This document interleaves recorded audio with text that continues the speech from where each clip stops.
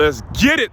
As one Crookshank, your one and only Move Swiftly speaker, checking in for a daily Move Swiftly thought, giving you a perspective on teamwork that you will not get anywhere else. Great day, great Saturday, great Saturday. Nice, cool, brisk run. Nice, cool day out here in South Florida. Time to time, it does get a little chilly out here during this time of year, which I personally love, given that I am from the DMV, and this is what I like to call football weather, baby. Football weather. You know, the winters out here last from, I'll say, maybe about 4 a.m.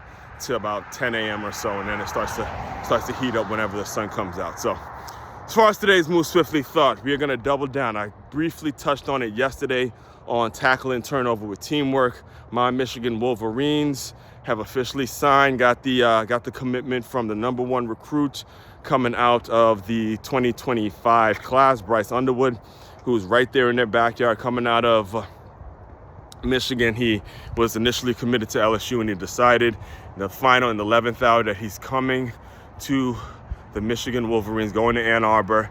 And in my opinion, again, I liked it, but I didn't like it, seeing that, hey, you know, I like Jaden Davis, that's number one. And number two, I'm a guy that's always all about commitment. I'm a guy that doesn't necessarily like it when players have this ability to go back on their word, you know, and they make a commitment and they move on and stuff like that. However, you know, the fact that he did it, obviously, it makes me, because if you really go back and look at the interviews and think about how long he's been committed to LSU, it kind of lends itself to a theory that I personally have, an educated guess that I personally have as to why he made the decision, which in my opinion also is the reason we're going to talk about the big flip. Also, there was another huge major announcement in the college football recruiting world with Juju Lewis, who was initially committed to USC, and he flipped on them, and he's now going to Colorado to be the quarterback over in Boulder with Coach Prime. Coach Prime basically being he's basically going to probably be the replacement for Shador, who was officially declared for the NFL draft. So as far as those two commitments, again, these are guys that, if I'm not mistaken, I might have to go back and look, but I think Juju is a Cali kid, if I'm not mistaken. But for the long story short, both he and Bryce Underwood had a hard commit to those schools going into the season, all right? They had a hard commit. One, again, hard commit to LSU since he was a sophomore. The other, hard commit to USC. And when you look at those two coaches and you look at those two programs, USC and LSU, and you see how much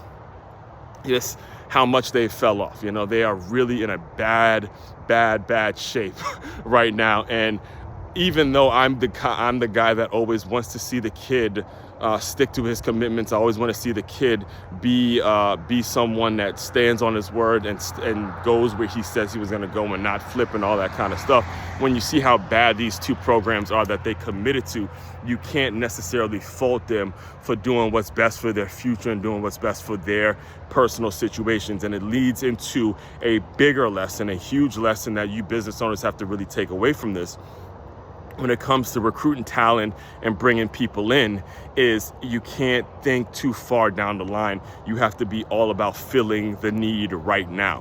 Whatever the need is right now, and you have to really don't the way I have a way of saying it, which is don't anticipate but participate. All right, when I say don't anticipate but participate, I mean you have to really participate and see where you're filling a need in your business, or where your needs are in your business right now, and then the talent that you want will be attracted to that position. I'll use this Bryce Underwood situation and the Juju Lewis situation as an example. You look at the two schools that they were both committed to, one USC, the other one LSU. LSU just took an absolutely horrible loss. The beginning of the year, they lost to USC actually, but they took a very horrible loss. And the offensive coordinator for LSU, his alma mater, just let their head coach go. So it's very easy for that offensive coordinator that Bryce Underwood probably had a great relationship with. It's very easy for him to simply move on and say, look, because this LSU program is moving in a different direction, I got to do what's best for my family. Again, these coaches have families too. They have to figure out what's going to be the best situation for their situations. And for him to have the opportunity to possibly go back to his alma mater where he played and potentially either be the head coach or have a position that has some real authority, real rank, hey, he has to make that move as well. He has to consider that move as well. Same thing with USC. Again, Lincoln Riley. You could see why Bryce Underwood and Juju Lewis committed to those schools, because Lincoln Riley has been known, whether it's Baker Mayfield, whether it's it was Baker Mayfield, it was Caleb Williams, and also they had Jalen Hurts. He was kind of the QB whisperer, right? The guy that had a ton of QBs that have developed. So it makes sense why Juju Lewis would want to go to USC. But then you see how bad the program is, and again, it's not likely that Brian Kelly or Lincoln Riley is going to be with those programs. So again, they have to make the move that's going to be best for them. And when it comes to Colorado, they're obviously going to have to replace a great talent in Shedeur Sanders. And when it comes to Michigan, the offense that I've watched, again, I'm just a huge super Michigan fan, which I talk about Michigan quite a bit on this channel for you regular listeners, But when you see how bad that actual offense is, and you think about a kid who's from Detroit, you think about a kid who was probably wanting to be there since he was young, who was, born in the maize and blue. In fact, he put a commitment video out where it's a video of him showing, it's him when he was a kid saying that he wants to play for the Michigan Wolverines. Just a couple months ago, he watched this team win a national championship. And again, even though he's committed to LSU, he's living right in that area where they had the parade and all that. So you get all of these things, you got to consider all of these things. And then now you throw in the NIL money and how much money you can get NIL-wise. So yes, the money, and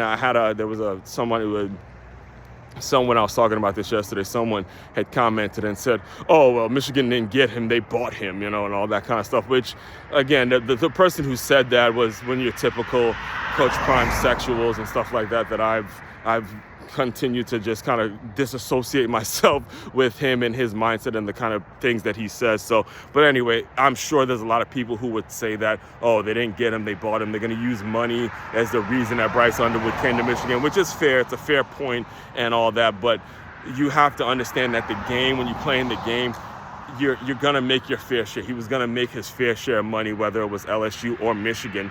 And when you think about where he grew up, what his family's all about, and if we're going to talk about money, where the money's probably going to go, to help his family situation and help his community and stuff like that. So if we're going to talk money, it's easier, or I don't want to use the term easier, but it's more productive to have the money coming from a university where it's going to be recycled right back into the community in which you grew up in. So even if you want to use the excuse of Michigan bought him, again, recycling the dollars that he's going to make from Michigan is going to go back into his community in some way, shape, form, or fashion. So it's just really not that big of the money isn't that as big of a deal as everyone's going to make it. So that's my take on it. Super, super excited to see what this offense looks like. Again, like I said yesterday, I know not to get too excited about one player. There's still a lot of pieces, still a lot of things that you need to build around him. And me being the guy that truly believes in the way we won the national championship last year, on the ground, keeping the rushing, keeping the run game very relevant, making it so, again, you have a solid run game, have a solid offensive line, have a solid defense with a great pass rush that can complement all the things that Bryce Underwood is really talented in. That is going to be important that we build around him to make it so, we get back to our winning ways, all right? All that being said, main website to check out to dive deeper into all my work is makeyourmove.com. That's MakeYamove.com. One-stop shop for all your teamwork and your self-development needs. As one, Crookshank, your one and only Move Swiftly speaker checking out. You guys continue to move swiftly. We will talk more soon.